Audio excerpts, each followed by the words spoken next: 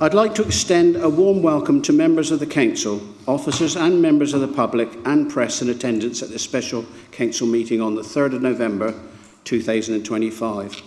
Welcome to those who may be watching the meeting live on YouTube. I am Councillor John Sleep, Chairman of the Council.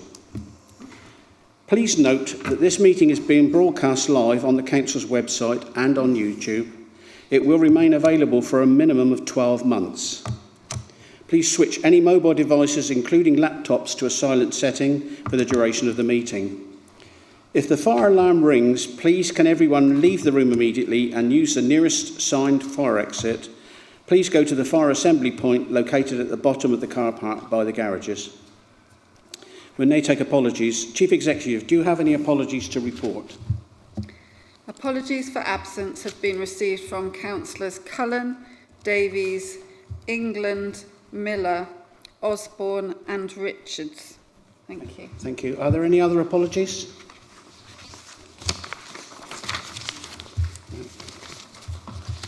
Then we will take agenda item 1, declarations of interest. Oh, sir. Mr Chairman, this meeting tonight was triggered due to the equal balance of the Conservative and Opposition groups. However, I would ask that the readmittance of Councillor Penman to the Conservative group just hours after this meeting was triggered by the Constitution. Reflects a purely political manoeuvre. The timing is significant, especially since Councillor Penman has not been readmitted into the county group. Yeah. The point of order, sir, is that it's just simply politics for the sake of it, and it's a pointless meeting because actually the balance was readmitted until after the meeting was called. It's not a point of order, sorry. Where are we? Right, declarations of interest, agenda item 1. I'd like to ask the monitoring officer to explain a dispensation that has been granted, if you could please. Thank you, Chairman. I can confirm that a dispensation has been granted under Section 33 of the Localism Act 2011 to Councillor Jill Cleary. This dispensation permits her to participate in discussion and vote on a motion relating to the removal of the leader that might arise this evening. Whilst it's arguable whether the receipt of a special responsibility allowance, and indeed members' allowances generally, constitutes a disclosable pecuniary interest under the legislation, the dispensation has been granted for the avoidance of doubt, as it has been in other circumstances relating to the receipt of members' allowances, to remove uncertainty and ensure the proper conduct of business. The statutory basis for this decision is Section 33(2)(b) of the Act, which allows a dispensation where the authority considers that without it, the representation of different political groups on the body transacting any particular business would be so upset as to alter the likely outcome of any vote relating to the business. That concludes the dispensation, Chairman. Thank you. Are there any declarations of interest in connection with an agenda item for this meeting? We will then go to agenda item 2, consideration of the removal of the leader of the Council. Members, I'd like to ask the monitoring officer to explain the circumstances requiring this special meeting and to confirm the process to be followed this evening.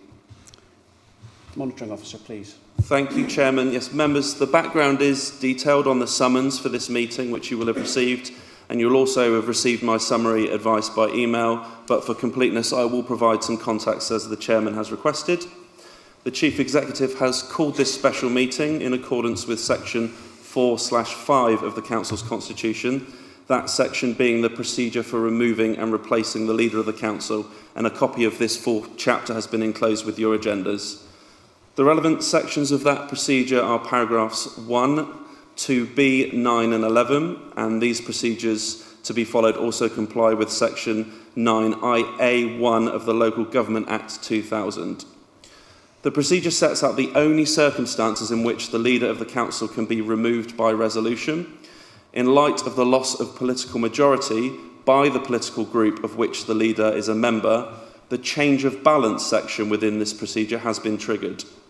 It should be noted that since that initial loss, the Conservative group has regained its political majority, but the regaining of majority does not suspend these procedures. Essentially, the Council must consider, in light of the temporary loss of political majority of the Conservative group, whether it wishes to remove the leader. To remove the leader, a motion would need to be moved and seconded, concluding with a majority vote in favour of that motion, thereby passing the required resolution. The Chairman will open the floor to allow any member to move such a motion shortly. There is no requirement for such a motion to be moved. If a motion is not proposed or if a resolution is not carried, the meeting will end and the Council will have in effect decided not to remove the leader. The Chairman will close the meeting at any of those appropriate points should they arise this evening. In the event that the leader is removed by a resolution this evening, the Council can move on to elect a new leader at this meeting in line with the standing orders for voting on appointments. I'll now hand back to you, Chairman, to take the agenda item.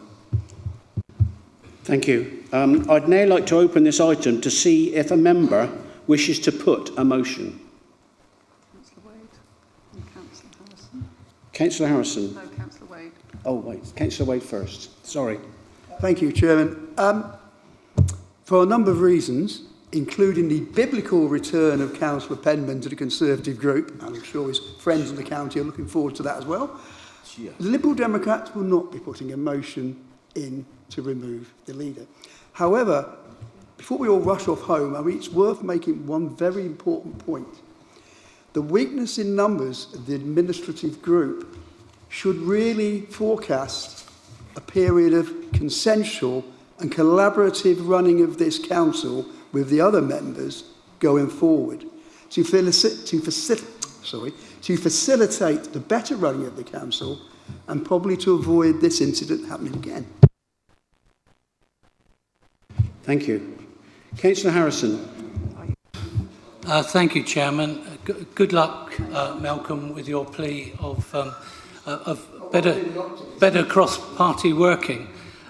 I have to say, in order to discuss whether there should be a motion, I think it only fair and proper that all members, and indeed the public listening to this meeting, understand why it is that Councillor Penman was banished from the Councillor Conservative Harrison, are you going to group. propose a motion? I'm thinking about it, and I will be informed by what other members have to say, Chairman. So I Councillor think... Harrison, will you have a seconder if you do? Yes, I'm sure we will. On that basis, Chairman, we need to understand why Councillor Penman was banished by the Conservative Party. Right, I need and to just ask you, at the moment excuse me, when, I need to ask you if you have a motion or not. If you do, please state it now. I'll have a motion then, Chairman. Right. And my motion is that it is explained to members present this evening why Councillor Penman was banished and why at the very moment when you need him, you've let him back in again. Chairman, this is a political speech, not a motion. Oh, really? Oh, well, at least I've had an opportunity to say it.